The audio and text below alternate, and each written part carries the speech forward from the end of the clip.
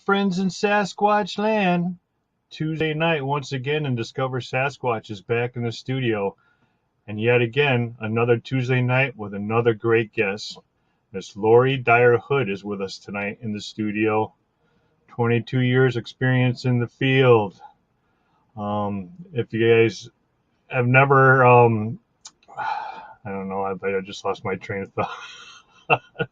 It's been a long day. My eye, we'll stay with that for right now. My eye is been operated on, and the cataract is good for everybody and that's been asking. And thank you so much for all the prayers and all the comments, and I really appreciate it. So I'd like to say hi to everybody in the chat. Mr.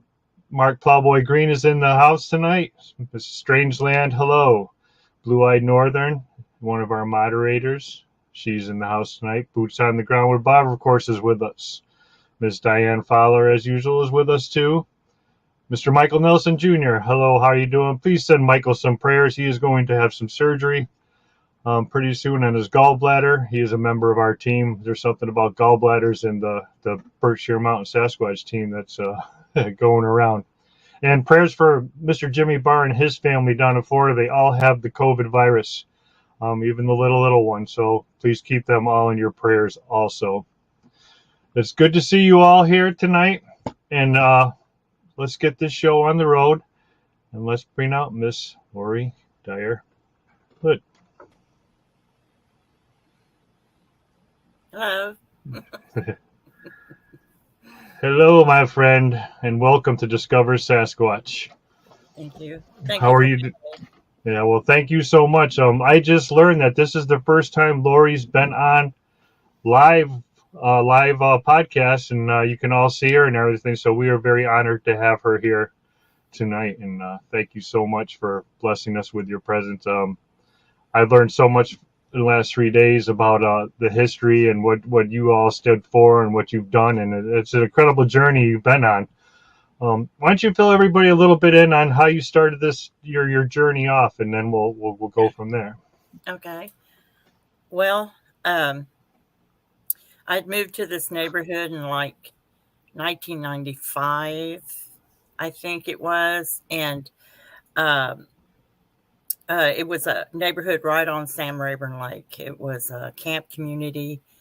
There were only a few houses where everybody was living there, but the rest of the time it was people from Houston.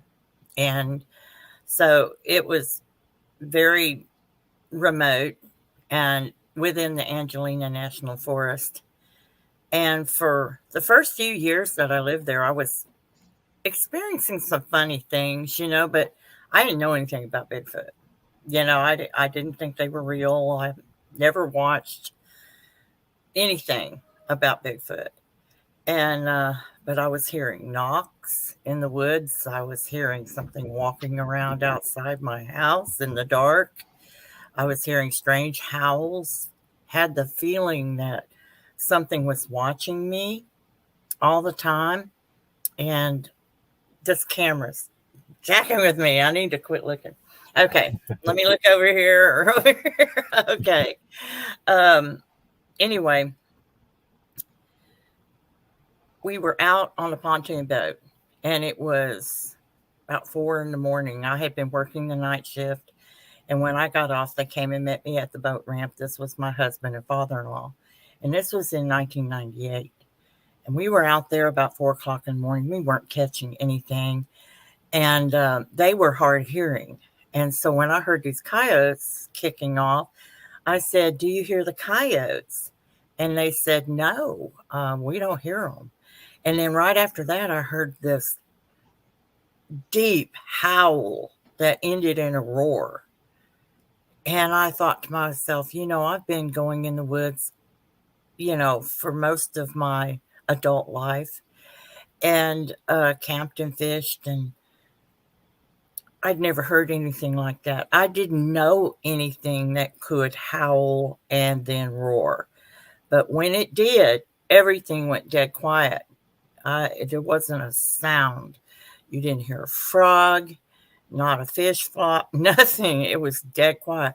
Well, I asked them, "Did you hear that?" And they said, no, what? And I said, I think it's time to go. And I just felt afraid. I felt very afraid. I felt that whatever that was could swim, uh, jump in the water right at the shoreline, which we weren't far from, and crawl up on the boat and murder all of us. That's the way I felt. So anyway, I said, let's head back to the boat ramp. Well, we started heading back, and of course it was slow, slow, slow. I'm like, can this thing go any faster? And they go, well, it's at night. You don't want to go too fast. Well, then when we get to the boat ramp, they got there early in the afternoon. And so the truck is like way up there. And guess who had to go get it? Me. And I'm thinking the whole time, this thing has chased us through the woods and is going to show up right now. And so, anyway, but it was so funny because when we finally got home and everything, I thought, now I feel safe. And then I thought, where we heard that sound was maybe a half mile through the woods from my house. It was on that creek. So, but I didn't know what it could be. Well, let's just flash forward a couple of years.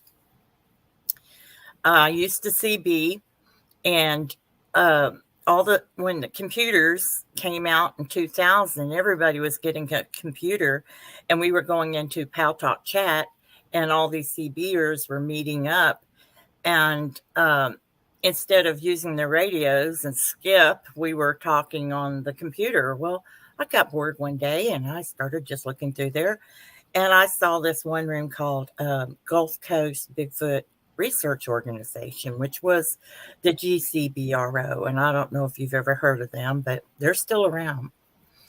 And I went in there, and it was a bunch of Southern people, and they were all really nice. I didn't have a mic. They were just I was just typing. And they were talking about Bigfoot, and I'm just laughing because I think that's the most absurd thing I ever heard. And I realized they truly believed that Bigfoot was real. Well, then I remembered that hearing that sound, so I typed it in, and they said, well, was it this? And this guy got on there and played a clip that was exactly what I heard. And I said, and what is that? And they said, that's a Bigfoot. Well, it was like all the things they were telling me that was going on around my house, and then all the things, all the checklist of, do you have Bigfoot? I had everything on that checklist. And then here's the audio. And then it was like, I realized for the very first time that I had Bigfoot. And I was just hot and cold, afraid, chills running up and down my spine. And it was just a kind of a sickening feeling in my stomach that there was something out there that I didn't even know anything about. And I've been living there, well, in the area for probably 10 years, but in that particular place, 5 years. So I started going from that point on. I started going out into the woods every single day, trying to find sign, trying to find tracks. I would always go to the same trailhead and then turn either right or left. Well, what I noticed first was I had a little dog that would always walk with me, but she would not walk with me when I went down that trail towards the lake. She would go off in a different direction, and then she would meet me back at the trailhead when I was through. I didn't think anything about it. I just thought she didn't want to walk as far as I was going to walk. Well, then I noticed that I started to feel the infrasound, the invisible wall. And there were several times I turned around and walked back. I didn't try to push through it. Another thing I was smelling was urine, and it moved. It was a moving around smell of urine. And so I was telling everybody what was going on. Another thing that was happening too is every time I entered the woods, I would hear a wood knock. And every time I left the woods, I would hear a wood knock. And these woods are just right across the street from my house. And I had a feeling a lot of times at night during the evening time that something was watching me. And so I would close all my curtains. I'm one of these people that doesn't even like curtains, and I don't care anything about having curtains. But I felt very uncomfortable, and I thought it was my creepy neighbor, and I that's who I thought it was. I never did anyway.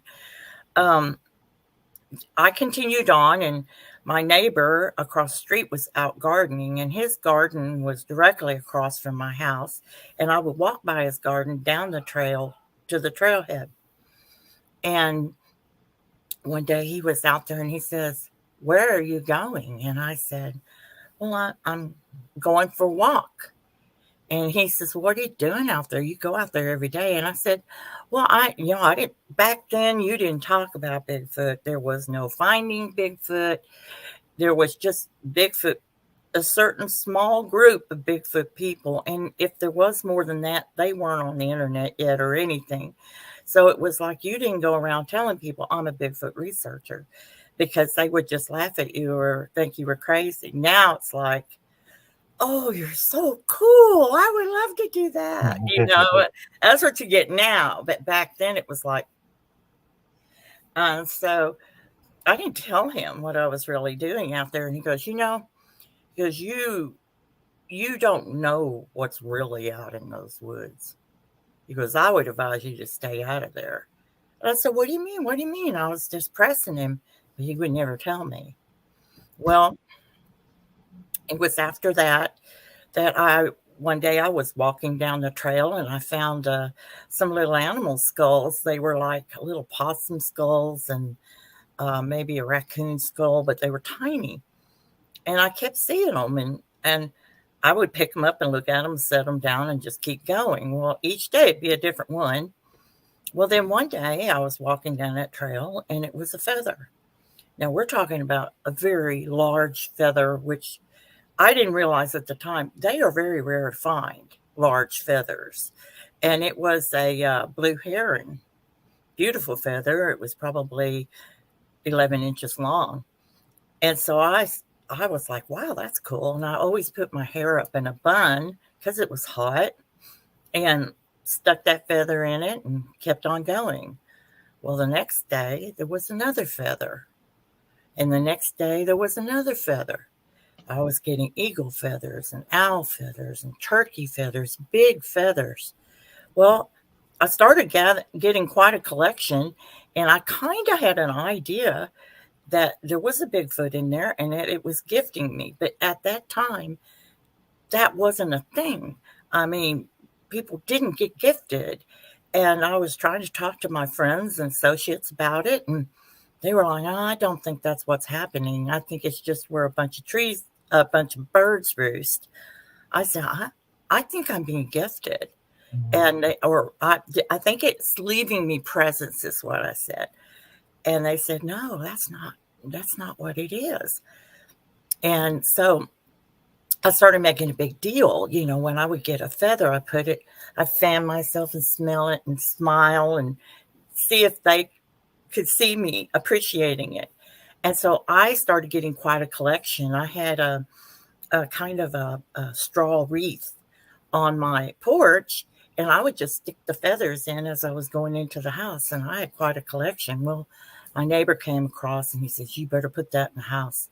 You have enough eagle feathers there to put you away for 50 years. And I said, oh, really? I didn't know it was illegal to have them. So I put them in the house. Well, this was about 2001, and I was recording all of this time. All I had was a Radio Shack recorder with a stock mic, and I would put it in my bedroom window because that's where I was hearing a lot of activity. I'd hear something like walking up, laying down underneath my window. I would hear low growls, breathing, lots of breathing. And so I would leave it in there, and about every 30 minutes, I set an alarm. Every 30 minutes, I wake up and flip that cassette.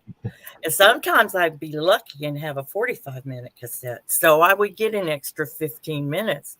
But I would do that all night long. I was so obsessed. So obsessed. Dedication. Dude, that's dedication for sure. I'm telling you, I did that for years.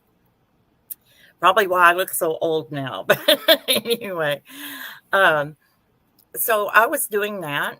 And it was Labor Day weekend in 2001. And the neighborhood was very busy. A lot of people up from Houston, four-wheelers flying up and down the road, people going fishing, all this kind of stuff. And so that night, about midnight, it had quieted down quite a bit. And I'd taken my little dog out to do her business. I'm on the phone, and I'm actually having an argument with another Bigfoot researcher. Him and I always knocked heads, you know. And but anyway, I was kind of arguing with him, and I was hearing this sound across the road that sounded like growling, and it was going like this,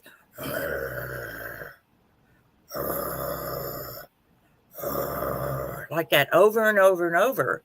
Which what I understood about Bigfoot is they don't vocalize continuously. So I thought, that's got to be a boat. The lake was down that year, and I thought it was a boat caught on a sandbar, and it was trying to get itself off the sandbar.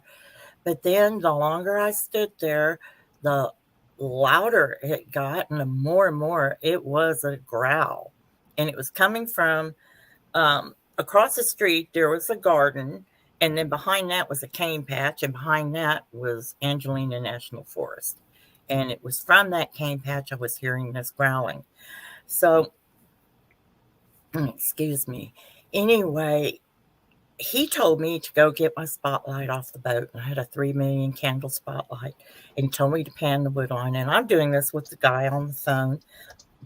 And I start over here, and I go that way, because it's opposite there. But anyway, I go that way across, and I don't see anything. And I'm shining it on a trailer house now that's catty corner to us. Those people weren't home. And right in the outside of the ring, I see something move. So I whip it back, and that's when I caught him.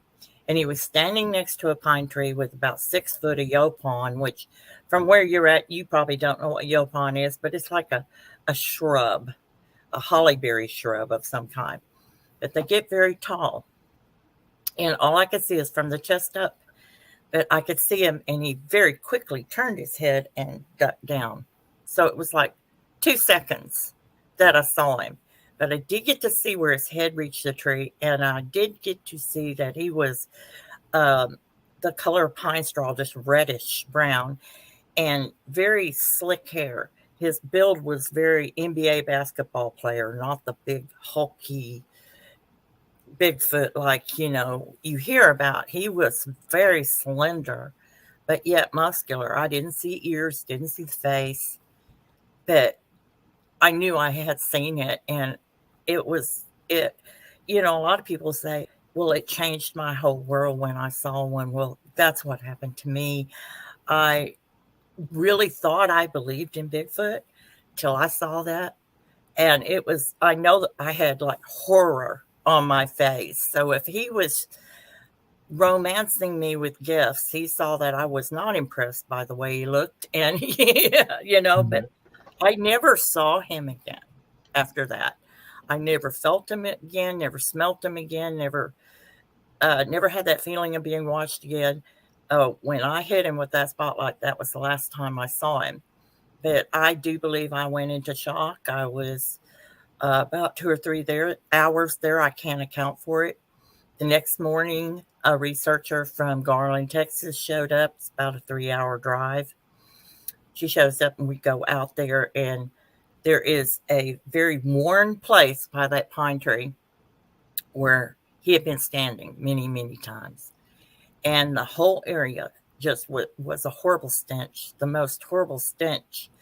It was horrible. And we could not locate anything that could have made that smell. No scat, no oily deposits, or we couldn't even, we tried even get down trying to smell the ground to see if we could locate the original source, but we couldn't. It was like it was everywhere. And then by that evening, it had already started to dissipate. It was very strange. But that was my first encounter. How many people were using the cassette recorders back then, taping these guys? Were you like one of the first?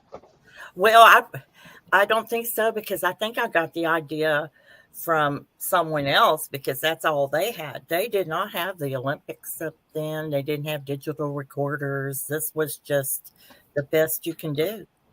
This was the best you could do. That was what they had at that time. And used the 4 C-cell batteries in that thing. And so it wasn't until, I don't know, 5 or 6 years later, maybe, that they came out with the digital Olympus. So it was a lot nicer to have one of those. Right. I'm sure. You were already so dedicated to the subject before you got to see him. How much more could you get? I mean, you're up taping these guys every half hour. You're in the woods every day. You're trading with them. I mean, I know the feeling of getting gifts from them. It's awesome. When you get them, it's like it changes your whole world. Right. How much more dedicated did you get after you seen them? I mean, did it take over everything? Yes, it did.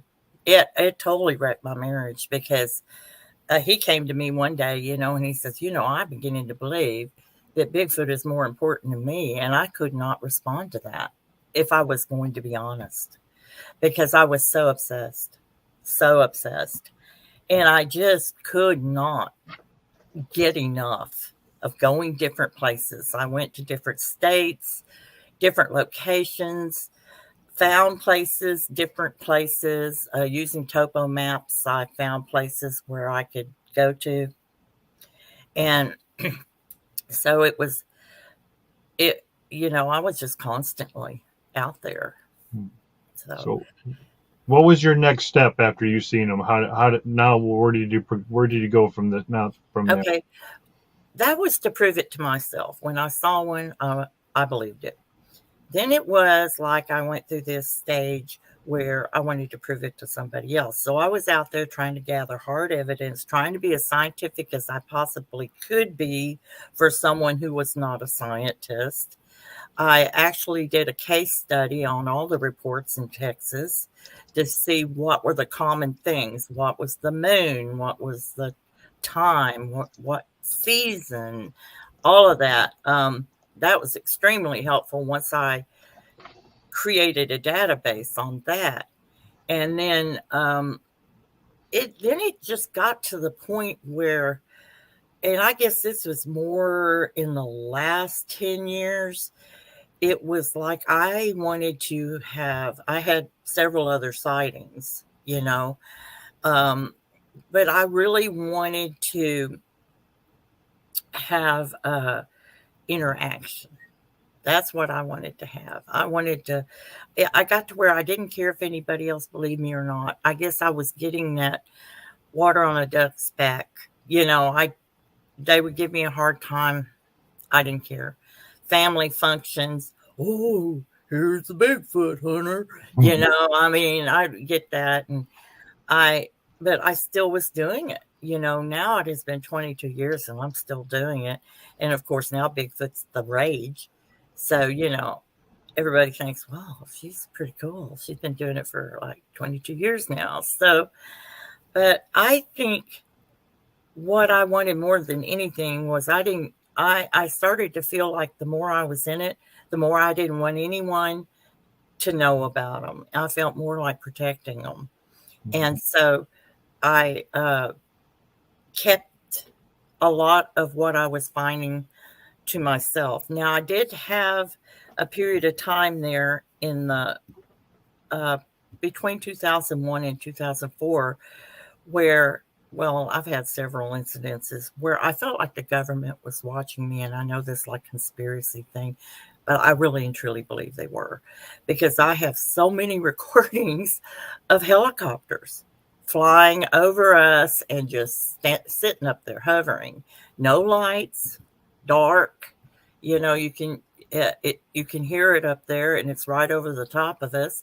And we would be getting activity, and we'd be getting uh, some activity, and it was great. And here comes this helicopter. And of course, after that, it's dead. You might as well go home. This was like 3 and 4 o'clock in the morning. This helicopter would show up. Oh, I was in Alabama, um, on a deer lease up there, and Mark Green's probably talked about that deer lease. And we were camped at the end of a green field. It was just me and another girl, and in the middle of the night, helicopter come over the top of us and shined a flashlight on our tent, on a light on our tent. And then we had like clicking on the phone. Seemed like I had increased air traffic every time I sent recordings over emails. I would have increased helicopters, 2 engine planes flying over the house. So when in 2004 I moved from Angelina County, Texas to Nacogdoches County, Texas, and I moved into what is now known as Booker Hill, and uh, and so it was very remote, very remote. I can't see any neighbors or anything. It was very uh, wild, lots of deer, lots of wildlife. Um, when the power goes out, it's pitch black. There's no lights anywhere. So anyway, that's where I moved, and I split up from my husband and moved there. And there I decided that instead of just beating the woods relentlessly, I felt like when I was researching the other place that I was actually affecting how they communicated, because they had gotten to where they quit knocking, they got to where they were quit vocalizing as much. And so I was hoping that when I moved to this new place, if I just acted like I was a regular person and didn't know anything about Bigfoot, I wanted to see how that worked. Well, they knew. I think they knew, because I had them there too, but not nearly like the other place. The other place was just like on a 12, and this place was like a 6. And it just wasn't the same, but that was okay. It gave me a chance to lay low and kind of get the heat off of me. About that time, I don't know exactly when Finding Bigfoot came out, but once it came out and all these people started doing what I was doing, and there were hundreds, you know, versus maybe 350 to 500 people when I started. Now it's like a million people out there. You can't go to a campground and not hear somebody doing a call. You can't even trust what you're recording because you don't know if that's not somebody doing a call, a really good call.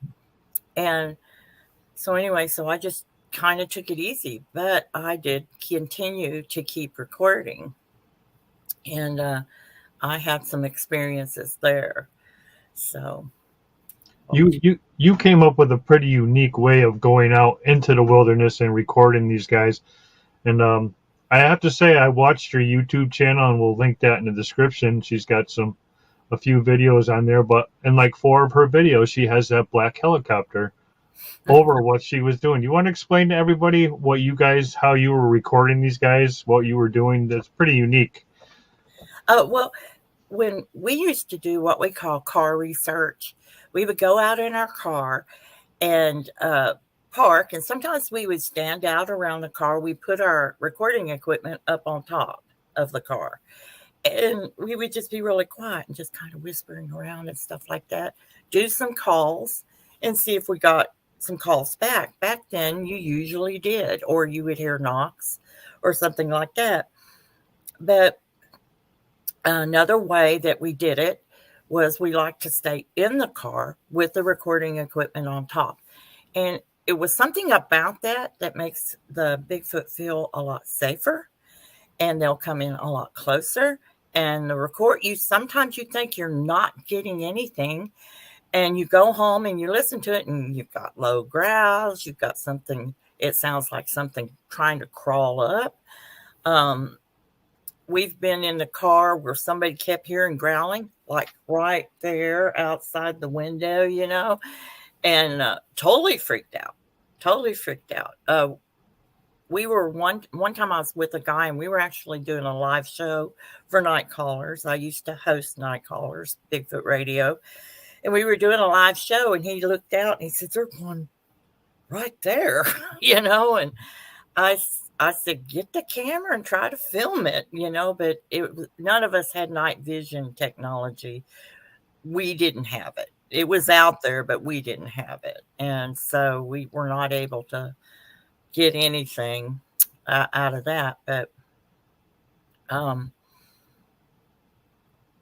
okay, I don't know where to go from here. Well, no, it's pretty. I think it's very unique the way it came. And if could you tell everybody the story about the belly crawler incident, because I thought that was pretty amazing how you guys were talking to this. And I mean, the belly crawling in itself is just creepy as all can be. It's creepy. If you want to just share that with everybody. Okay. I thought that was a very cool story. Actually, that was the last time I ever saw one. This individual I had seen one time before, and it was like in 2007 or 8, something like that. We were replacing the roof. Hurricane Rita had come and tore our roof all to heck, so we were replacing the roof. And there was a lot of hammering and banging and stuff, and I was taking all the old shingles down to the pond and dumping them behind the pond dam. And I walked down there, and I smelt what I thought was probably Sasquatch. It was a very pungent, like cow manure smell, which I later discovered is rotted vegetation, because that's the way around the edge of our little farm ponds and stuff smell like that. And that's what I was smelling. I thought that's weird because we had no vegetation rotting around our pond. And I looked right up at him. He's standing there. He's probably about 20 feet away from me. I'm no good with measurements, but he was far enough away that I felt okay. And he was standing there, and I just stopped and looked at him, and I felt so peaceful.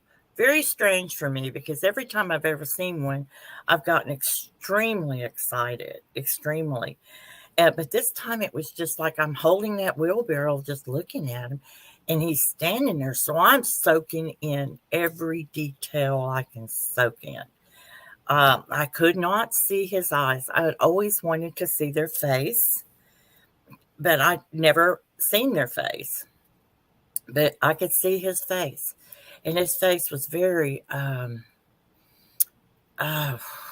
it wasn't like a gorilla. It was more like an Aborigines man. And he had the heavy brow, and I couldn't see his eyes because it was like 12 noon in the afternoon, and the sun was shining directly over his head, and I could not see his eyes. They were in shadow. But the rest of him, I could see his nose. I could see his mouth, very full mouth. He was not like the very first one I saw, or even all the other ones I've seen. This guy had sloped shoulders instead of straight. He had really long arms, and his legs didn't seem long. More apish, kind of squat. It's really hard to describe. He had very long hair, and it was about 4 different colors. It was like silver and brown and black, and his skin color was a dark gray. I could see his chest. I could see his hands, and they were that same color, but I couldn't really see his feet or the bottom part of his legs because that was behind some vegetation. But I stood there and looked at him for, I guess, 20 seconds. And that's a long time when you're looking at a Bigfoot. That is a really long time. And then he just stepped off. Well, I never saw him again. I could smell him every once in a while, but I never saw him again until 2010. It was like 5 years later. So I guess that was about 2005 because it was 5 years later and it was in August. It was August 10th, 2010. And I will never forget it. Me and a friend were sitting out on our porch, on my porch, and I had a big old oak tree over here to the right of my porch, and it was about 50 feet away. Big thing. And we noticed eye shine behind the tree. Then we started noticing arms coming around the tree and then coming back. And then the eye shine would be over here. Then it'd be over on this side. And we were just excited because that was just the coolest thing. The moon was coming, it was full moon, but it was coming in and out of clouds. So sometimes it would get dark and you couldn't really see anything. And then as soon as those clouds cleared that moon, it would just get bright. And you could really see him over there. You could see the glint, but you couldn't really tell much more because most of it was behind the pine tree. Well, then, dumb us, we started saying, "Come on over here. Come on over here. Let us see you better." Well, we didn't think he would. We stupid, really. I didn't think he would understand what we were saying. Well, the clouds go back over the moon, and then she kind of looks at me and she says, "You don't think he's crawling over here, do you?" I go, "Girl, don't say stuff like that." Well, the moon came out and we didn't see him behind the tree. And I said, "Well, I guess he left." And then about that time, I noticed that there was a square, a large square on the ground, and it was silvery looking, and the moon was reflecting off of it, but the square was easing towards us. And I don't have great night vision, I will tell you right now. And I said, "What is that?" She goes, "That's him. He's crawling over here." And I said, "How's he crawling over here?" And she said, "Like this." He was like walking, his whole body was prone because I had a recorder and it didn't even make any noise as he was coming across. He was coming across on his fingers like this and on his toes. He had his foot, down on down on the ground. I don't know. I couldn't see it. That's the way she described it to me. And he's coming towards us.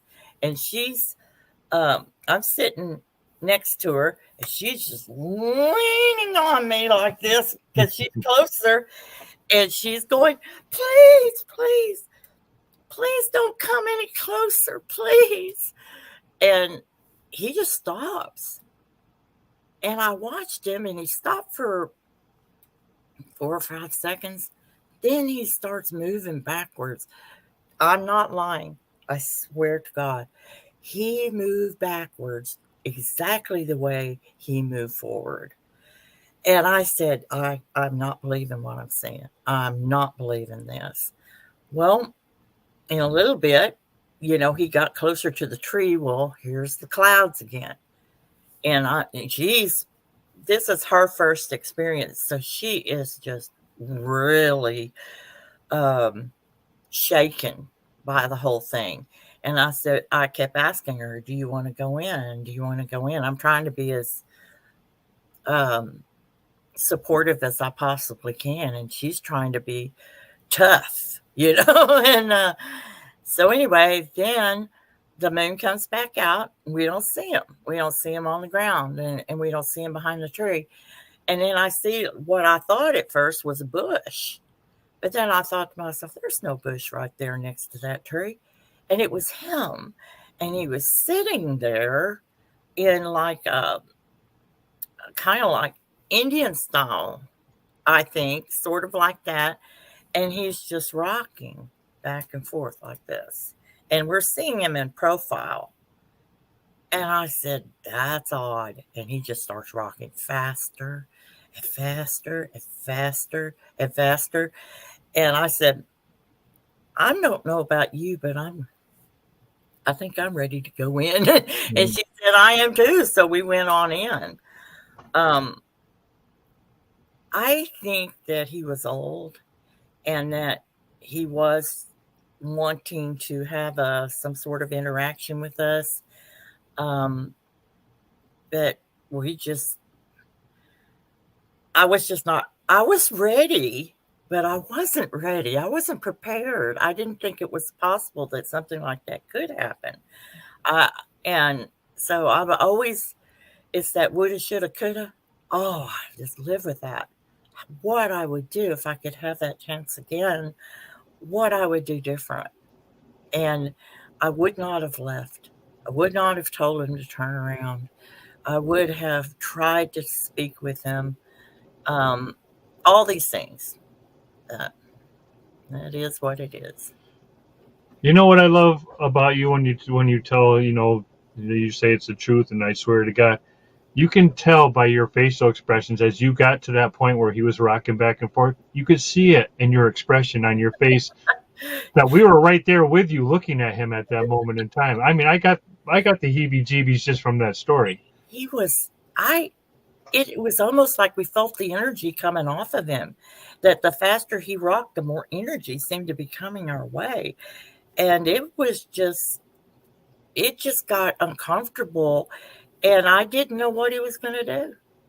I didn't know if he was just trying to get up the nerve to run over there and shake my old rickety porch and scare us half to death, or I didn't I didn't know, but we didn't want him to come any closer. Once we knew he would, we didn't want him to, and I've never seen him since, and that's been 12 years. So 12 years this August. I haven't seen another one at all since, and I'm ready to see one. I've seen some maybes.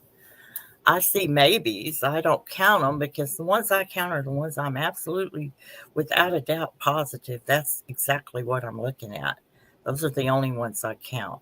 How many Sasquatch do you chalk up to that? 5. 5 of them? Hmm. There was the first one, and then I saw one about a year later in the same neighborhood over by Sam Rayburn Lake. And he was same color, but he was shorter and had a paunchy belly. And I saw him. Then I saw one in Oklahoma that was black. He was a juvenile and he was very thin, like a black shadow. And then of course the gray, I saw him twice. So I guess you would say I've only seen 4, but I'm pretty sure that that gray was the one that I saw at the tree.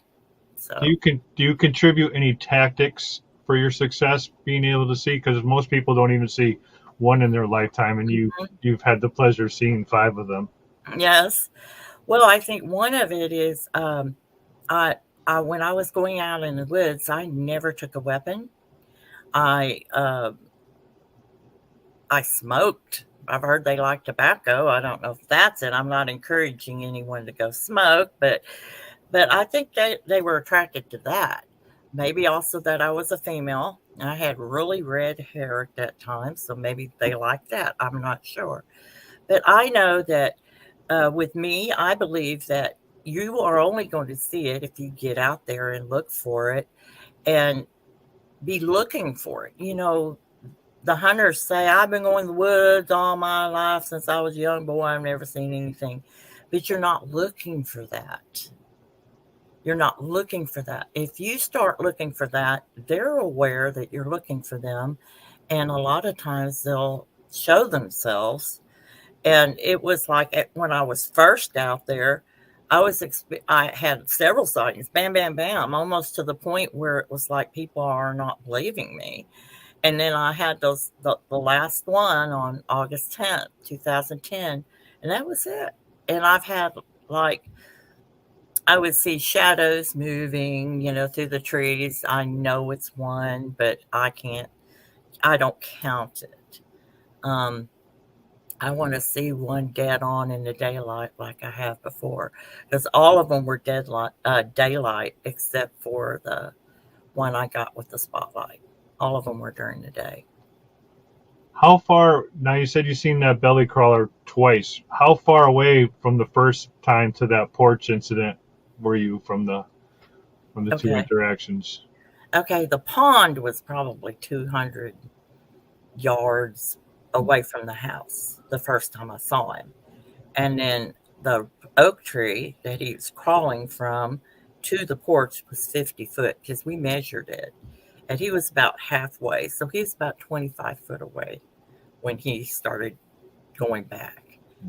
But that's not the closest I've ever been. I was in Sulphur, Oklahoma at the Chickasha Wildlife Management Area, and they have a nature center there. And me and two other people went down that trail, and it was pitch black, but the trail was white rock, so you could kind of see where you were going. Anyway, we were getting hit with infrasound almost immediately. As soon as we hit that trail, we could feel infrasound, and I feel it in my chest. Now, other people get it a different way, but I feel it in my chest. It's almost like my chest is being squeezed, and I feel real anxious. And so, anyway, I was feeling it too, but they were like being really comical. They were kind of joking around. They were trying to step forward. They were exaggerating their steps as they were, trying to work their way through that infrasound. And I'm just laughing because I can kind of see them. And then I hear, it's dark on both sides of me, and I'm standing kind of over to the side of the trail.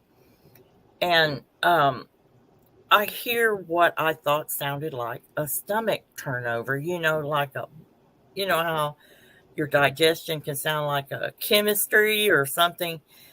That's what I heard, but it was like I'm standing and it was like right here, or more like right here, just a little. And I thought, I didn't hear that, but I was starting to get scared. My heart was starting to beat. And about that time I heard it again, and only this time it sounded like it was right here. And I thought, if I just reach over, I bet I could touch it. But I couldn't make myself do it. I thought, well, here's my chance to get a bunch of hair, and I just couldn't do it. I couldn't do it. I turned and I left. I left my friends. I'm sorry. I'm a sorry person, but I want to get out of there. That was the most scared I believe I've ever been. And my legs were just like rubber. Have you ever had those dreams where you can't run? It's like your feet are in sand. Well, that's the way I felt. It was just a short way to the parking lot. I bet it wasn't 20 feet, but it seemed like it was half a mile. And my legs were just, and the rest of our group was out in the parking lot using night vision and stuff like that. And I went over there and I just sat down on the tailgate, and I couldn't talk. I couldn't do anything. I was just that. But that was the closest I believe I've ever been to one. One time I was camping at Boykin Springs. I know I'm rambling, jumping all over the place, but this was in I'm going to say about 2010 also. And everybody in the camp was asleep. I know because I was the only one still awake. I always am the last one. And I could hear everybody snoring. Everybody had their own little snore. Everybody was snoring. So I know nobody was jacking with me. The way our tent was, it was pitched on a little bit of a slope. And I was sleeping. It was still kind of warm. And so I was sleeping on top of my sleeping bag, but I kept sliding down my sleeping bag, and my foot kept hitting the side of the tent. And I would grab the cot, pull myself back up, and then it would just slowly slide. And after a while, I just got really tired, and I didn't care. But I was used to the way my toe felt pressed up against the outside of the inside of the tent, up against that wall. Well, then I felt like a little pressure, and then I didn't feel it. Then I felt real pressure on my toe. I jerked that thing back, and I laid there in a fetal position. And I was listening and listening. I didn't hear anything, but I couldn't go to sleep for another couple hours after that. I was just listening. And that next day, I was telling everybody about it, and they said, well, let's go back there and look. And we went back and looked, and sure enough, out of the creek, which I was pitched right next to the creek. Out of the creek was footprints, and they went right to that corner of the tent. I guess he was just wondering what that was, and was doing. I guess so. That's actually the closest I've ever been to one. Was if that was, which I think it was, but Have you ever experienced any other kind of cryptids in the forest? well, I did see something very strange. Um, we were going to the old Aldridge Mill, which is in Angelina National Forest. It's not far from Boykin Springs, and there was a group of us that had drove down there. We were going to hike to the sawmill, which is about half a mile. The sawmill is just the sawmill ruins, and it's just these remnants of an old sawmill, just parts of buildings and lots of concrete, lots of graffiti, vines growing all over everything. It's creepy. And when you go there, you just have this heavy feeling. It is just a creepy place. I love to go there on a full moon night. No, you're not supposed to go in there between 6 in the evening and 6 in the morning, but that has never stopped us. We love walking down there. So anyway, but this was like 4 in the afternoon, and we started on the trail, and we come across these three workers that were working on a footbridge, and they looked very. One of them especially looked very pale and kind of. I didn't realize that he was probably very afraid. That's what was wrong with him. But I know they didn't say anything to us. They just kind of, they just seemed odd. There was no vehicle there or anything. So apparently their work crew had dropped them off to do this job, and they were going to come back and get them. Well, we just kept going. And when we got down there to the sawmill, we started hearing this strange owl call. And I knew it wasn't an owl because it was just so off. And it was moving. It was doing it over and over, and it was moving. And so all the men took off after it.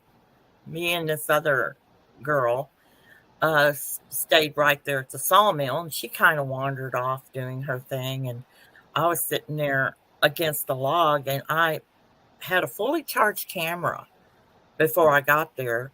But that place and a few other places around there are notorious for draining batteries. And so I didn't, I'd have to turn it on, hurry up and try to take a picture before it turned itself off. I mean, the battery was completely gone. So anyway, I heard them as they were following this thing. I could tell that this owl thing, whatever it was moving back towards where I was, but it was more kind of out in the woods. Then I started hearing all these chickadees. And they're just like, I'm not even sure that's what they're called. But there's this little bird that they alert whenever there's predator around, and they're kind of like crows. They do that. And so anyway, they started up, and I just started following the sound of them. And I said, something's fixing to walk right by this place because it was coming my way. So I started looking for a clearing in the woods and get my camera ready because I thought I was going to get a Bigfoot. I did not know it was going to be something I didn't even know what it was. Well, about that time, chickadees are over here, and I'm looking at this one spot just waiting, and this thing comes into the clearing, and it's just from the belly button up. That's all I see. But it looked just like Anubis, from Egypt. It had like this long pointed snout, no ears, very straight, walking, very stiff, and solid black. And I looked. I didn't even take a picture of it because I was like, what is that? I couldn't do anything but focus on that snout. And then I saw it again as it disappeared into the brush. I saw it one more time, but it was more of an angle from all I could see was like the back and just a little bit of that snout because he was turning. And so I thought, everyone said, well, it was probably a dog man. And um, so I don't I don't think it was a dog man, but I don't know. Now there are snouted Bigfoot down in Texas in certain areas like around Caddo Lake, the Neches River. They've been seen, but they have more of like a boxy snout like baboon. It's more of a pronounced jaw, and um, they're aggressive, really aggressive. But I've never seen one of those. I've just heard about them, and so yeah, I've seen orbs. I've seen swamp gas. I've been recording and gotten what I think were EVPs. They were on one. It was like you can hear the people talking at the campfire, and everybody's there, and there's no one else camping around us. We're on private property down by the Sulphur River, and you hear this whisper into the mic going, "Hi." And then a little while later, you get one going, let's see, what's, yeah, yeah. And it's crazy. Yep. The place was pretty creepy anyway, but yeah, that's about, and I've had people say that, like at the dead end, which is near the sawmill, that place has a very large heaviness, and so like it switches off to either be ghosty or Bigfooty. And sometimes you go down there, all you get is like a lot of orbs, feel something touching your hair, that kind of thing. But then sometimes you go down there and you get bluff charged by a Bigfoot, and there's no ghost around. So it just depends. Do you think the Sasquatch are attracted to these high energy areas for? I think they must be, because it's just like the cemetery stories you hear. People researching in the cemetery, and they're there to do paranormal research, and they end up getting rocked by Bigfoot and yelled and screamed at, roared at, and they're like, we weren't here to do that, and you hear those stories. Cemeteries are notorious for Bigfoot activity, but a lot of people that are going to cemeteries at night are the paranormal people. So they're experiencing something they may think is paranormal, but it could be Bigfoot. I've been trying to get a hold of the guys from Ghost Adventures because they had an episode called the Goat Man Bridge, and I'm almost 100% sure that they encountered a Bigfoot because one of them got picked up and thrown 20 feet. And there was red eyes in the woods. All the signs of a Sasquatch being there. They found prints on the side of the dirt road, and this guy just got picked up and tossed 20 feet. Insane. But I've been writing letters to them guys, and I never heard back. But if you guys ever get the chance to watch it, it's the Goat Man Bridge episode, and see, that kind of stuff is just scary to me anyway. Yeah. Goat men. I don't like werewolves at all. I don't, the LBL, Beast of LBL. Everybody's been wanting me to go researching the LBL. And I said, well, all these people have been going to LBL. Nobody's seen a dog man. But leave it to me. If I go, I'll see one for sure, probably. So I don't want to. All right, everybody. I'm going to open up. We're going to open up the questions, all in caps. Wow, that's all I can say about this interview. Wow, I mean, you've only shared a tiny, tiny bit of everything, and wow, I've only been doing this for 7 years. I hope the rest of my time happens. I've seen the belly crawl on Fleer. Oh yeah. Coming down the mountain here in Connecticut, and it was the creepiest thing I've ever seen in my life. Well, I saw one going across the road one time. I had a neighbor with me, and I said, it went across the road. I wouldn't have never noticed it except that the pink eyes from the reflection of the headlights. It was quite a bit ahead of us. But I saw something dark long and dark, go across the road, and it turned its head and it had the pink eyes. And I said to her, I said, "Did you see that?" She goes, "Yeah." I said, "What'd you see?" She goes, "What'd you see?" It was hard to describe what we saw, but it is creepy. Yeah. Okay, we got a question from our friend Flat Rock. Have you heard your name being called out? Oh my gosh. Yes. Well, actually, I got a recording of my name. Um, it was October. I'm trying to think of when it was. It was maybe 2019 or something like that. And I had been recording outside my house. And it wasn't until Halloween that I actually sat down and started listening to it. And I hear this like real deep demonic voice, which it could have been demonic. It said something. And but it was real deep, gravelly, weird sounding. It's just like it made my hair prickle on my neck when I heard it. So I sent it out. I clipped it, sent it out, and everybody come back to go, "Don't you know what it's saying? It's saying your name." And of course, when I went back and listened, I said, "Oh my God, it is saying my name." But see, no one ever really, a lot of people don't even call me by my name. My husband says, "Darling, baby, sweetie, honey." He never calls me by my name. Um, my kids come and see me. It's mom. So I was like, how did whatever it was even know my name? Hmm. But I had a dog, Cookie, which I talked about, the little Chihuahua mix. Um, I called her all the time, Cookie, Cookie. And I had an experience recording where uh, she ran out through the doggy door and I was on the computer and I'm inside yelling at her to get back in, Cookie, Cookie, fussing. I didn't want to quit talking to my friends. I have to go get her.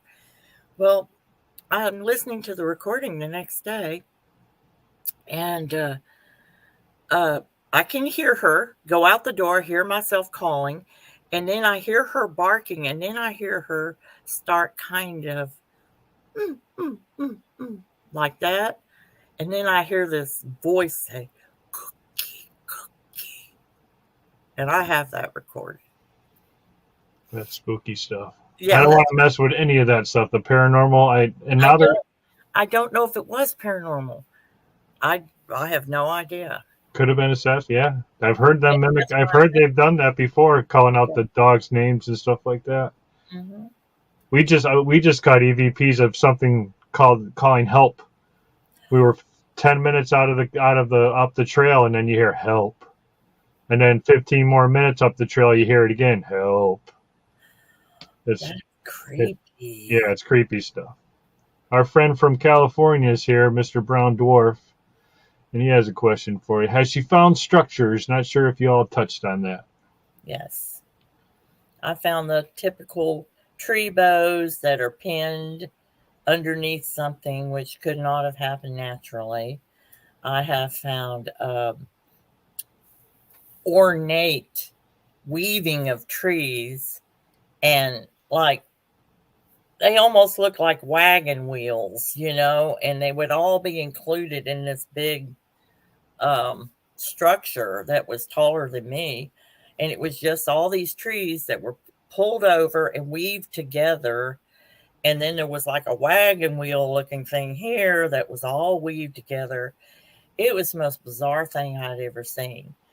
And but now we've had two inland hurricanes, ice storms. I don't know what's what anymore. I look and try.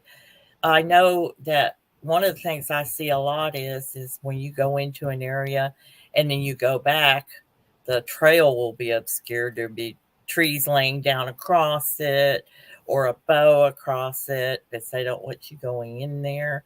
I've seen X formations, which means stay out, and um, I'm just trying to think of anything else. I have never seen stacked rocks. Some people have seen that. I've never seen that. So Good answer. Here we got a question from Alan Lassiter. Hi, Alan. He said, "Do you think they run in packs?"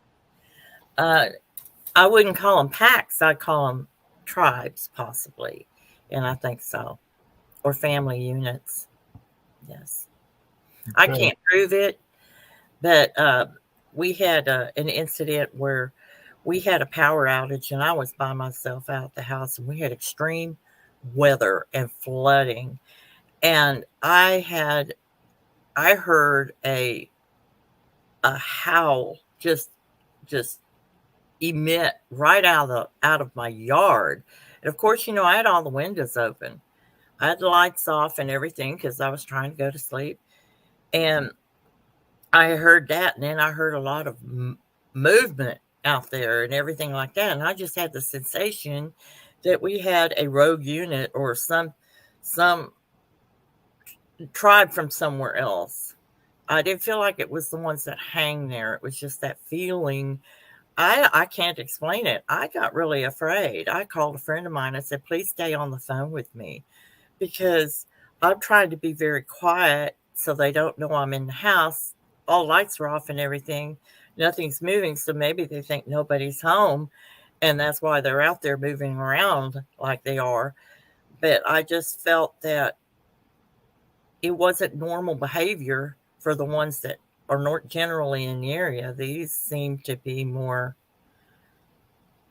bold and a little. And I was a little scared. I didn't know what they were capable of or where they were from. So, So you think they follow you home? They know where you live after a while. well, yeah, I think the ones that live around there do.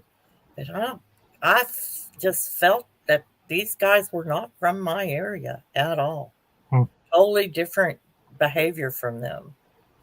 Lots of vocalizing and stuff. And the guys that I'm used to dealing with, they're very shy, reclusive. They try not to let me hear anything. But these were just completely different. Yeah, that's what we have here. We have the quiet ones here. They'll knock.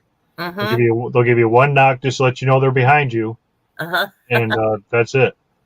That's awesome. But the feathers we get, the stone, all that. Yeah. Oh, Here's a member of my team, Michael Nelson Jr. Do you prefer nighttime or daytime looking for Bigfoot? okay. When I'm looking for Bigfoot, I prefer the day. A lot of times, what we'll do is we'll set up camp and then we'll walk out into the woods and just kind of look for sign. But anyway, basically, what we're trying to do is get them to follow us back. So then they know where we are. We've had a lot of success with that. We don't have to go very far, but just like try to go down to the creek and hang around down there for a little bit, make a lot of noise and talk and just act normal. And then later on that evening, when it gets dark, we just kind of stay close to camp or we go to a different area and do calls, but we don't ever do calls from camp. A lot of people not a lot of people, but several of our friends will just stay there at camp just for that experience, watching eyes shine, hearing things, and that kind of stuff, while the others want to go and do calls where they get response and or try to get response. That's just not working very good anymore. I think that I will be honest with you. I don't think calling works anymore. Even the best callers out there probably aren't getting much. They might get coyotes. They might randomly, they may hear, I find that I get more just recording without trying to do calls or anything like that from like, I'll go out in the woods away from my tent and try to point my mic towards a creek or towards a valley or something like that where the sound may travel through and they're just doing a random audio out there without being enticed to. I don't think that they believe, I think they've heard so many calls till they have started communicating in a completely different way. And we're just not on it yet. We're just behind. on the game. They're communicating differently now than they used to. I And agree with you. My friend is all about the clicks that you yes, get on the radio. Now you hear those little clicks on there, like click. yeah, He's all about that, and he's got hundreds of hours of those ticks, and he is 100% convinced that that's what they're doing. That's how they're communicating with those ticks, and everybody's heard them, but nobody pays attention to them, and that's why he's all about it. And I think it's pretty wild that he came up with it, but they're on everybody's recordings. You've heard them, I've heard them, I'm sure. I mean, it's I pretty wild. actually had 3 recordings of the clicks from different parts in Texas that were recorded at different places. And it's just like a click, click, click. It's like almost like, kind of like, I call it like the predator, the alien predator, Mhm. he does that kind of, that little clicking. It's sort of like that, sort of. And I would hear it every time we would come out of the house. My husband would hear it. And I actually recorded it there. And then I got a recording from a friend of mine Luke Gross, he had one, same thing. And so it was like confirmation. This is not an insect doing this. This is something else. Mhm. That's wild. I love when a plan comes together. Oh, here's my friend, the Sandman. Do you happen to gift with them? Sorry if it's already been asked, but he got here late. Uh, I've tried to gift the ones where I live now. I've tried leaving them food. I've tried leaving them presents, candy, everything. We even put organic fruit out there. They will not touch it. Now, over on San Rayburn, you leave anything out, it's gone. But where I live now, they will not touch it Hmm. at all. And when I was being gifted with the feathers, I never returned a gift. I just selfishly took all the feathers and never put anything back there for them. I never thought about it. And of course, nobody knew how that worked or if it was a real thing at that time. So, Yeah. um, She talked about it earlier in the show Sandman that when she first started before she knew Bigfoot, they're leaving her feathers and everywhere on her hikes and so if you go back to the beginning of the show, she talks about a little bit of what happened at the early stages. I'm going to take a couple more questions and then I'm going to let Laurie get on with her night because I think we could talk to her for about 3 hours straight and not get tired of it. All right, so here we go. Mr. Allen Lassiter again. Have you found any handprints? yes, yes. It's happened several times when we were camping. There would be a handprint somewhere on the vehicle. There would be dust or dew or something on that vehicle, and there would be a handprint there. And the handprints were not anybody that was there. They were too long, um, very large, long fingers, very long fingers, and very wide across the span of the hand here. And this part was right here was even long. It just looked like an enormous hand.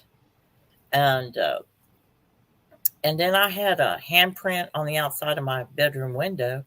My bedroom window is 16 feet off the ground, but it was a tiny handprint. It was like a human handprint. And I still, for the life of me, think it's human, but I can't figure out how that got on my window, so.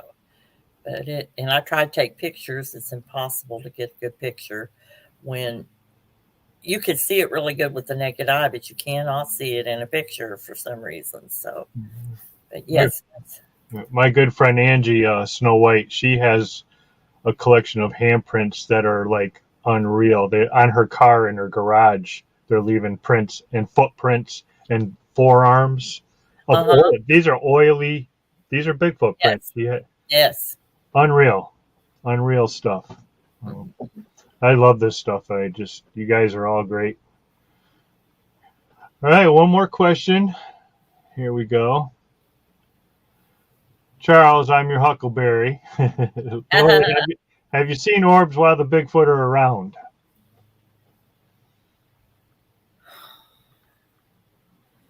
Possibly. Um, it seems like when we saw the orbs, we were out Bigfoot researching, and I'm trying to think if we actually were having activity at the same time that we saw the orbs. But um, it was almost like they were lightning bugs, but they weren't lightning bugs. These orbs were a little bigger than a lightning bug, and they moved like a dust particle, if you can see what I'm saying with that. Just kind of floated around. And I only ever saw one at a time. I never saw more than one, and they were white. And I know that I've had pictures taken of me. I remember one time I was at the dead end and I had the bionic ear on and had the headphones on, and I'm pointing it around, and I've got a funny look on my face when they take the picture because something has got my hair. Of course, it was longer then, but something like had it. It felt like it was being pulled up like that, which I believe was paranormal. But in the picture, there's orbs everywhere in the picture, but I physically could not see them. But there have been orbs that I could see. So That's if all right. they're related, I don't know. Well, I'll have the last question of the night. What does the future hold for Miss Laurie? Well, to be honest, I um, don't go out in the wood, hiking. I still go camping all the time. I still record all the time, and during the fall and winter, I'm out there pretty much a lot. And I still record every time I go out. I record every single night. I dump my recorded audio into my laptop so that I can just keep on going. Takes weeks for me to go through it. And about that time, I'm ready to go for another one, and then I'm off again. But my thing is, I would like to see one again before I leave this wonderful world. I'd like to see one again. I would like a second chance to try to talk with one or interact with one. Um, that's my goal. I I'm not trying to prove they exist. In fact, I would really wish that it was like it used to be and no one knew and no one believed, but it'll never be like that again. So, even though it's been a good thing about finding Bigfoot, it's also been kind of a bad thing for the Sasquatch, anyway. Right, right. And you're passing the torch along too, right? Yes, to my daughter, and she was started researching with me when she was like 9. When she was in her 20s, I started Night Callers Bigfoot Radio, and we ran a podcast like 300 episodes, and then I retired and handed it over to her. And then right now she's taken a hiatus, but she's planning on bringing it back. But my grandchildren are 10 and 6, and they love going Bigfoot hunting, and they're really not scared. And um, so I don't know. The craziness goes on in the family, but it's passing down like a legacy.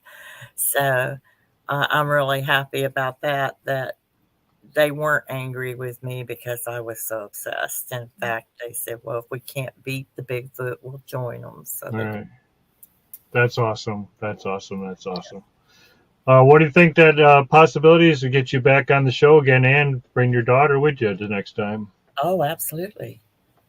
I think people would like to hear from you again for sure. And now that we know that she's been with you since 9 out in the field too, I'm sure she has some good stories also. And I think Yes. that'd be a hell of a show. Most of the time, she just talks about what a horrible mother I am to drag her out in those scary woods with those monsters running all around and ignoring her when she's saying she's being growled at, telling her it's an 18-wheeler, don't worry about it, and that kind of thing.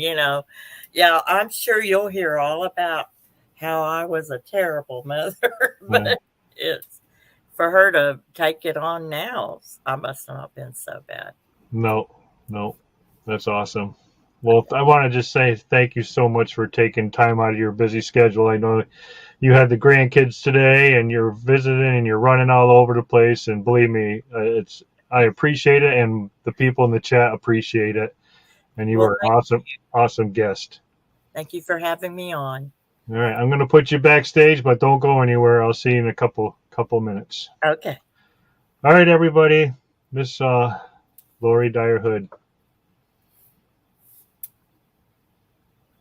Thank you again. Thank you. All right. What another great show tonight.